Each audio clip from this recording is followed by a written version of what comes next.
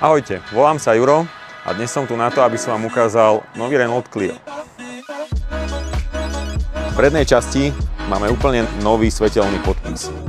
Novú masku, ktorá je ďaleko väčšia, pôsobí mohutnejšie. V strede máme nový emblém znaku Renault.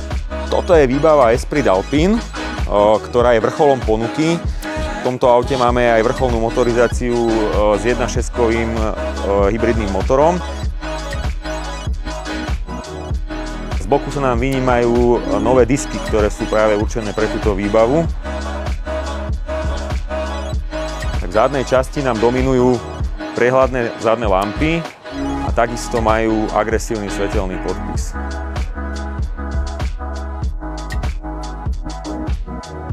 Poďte pozrieť donútra, kde nám v rámci výroby inžinieri pripravili nové sedadlá.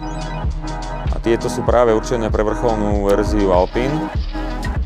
Majú perfektné bočné vedenie, tvár, nádherné čalúnenie. No čo hovoríte na nové Cliovi? Ja sa idem odviesť.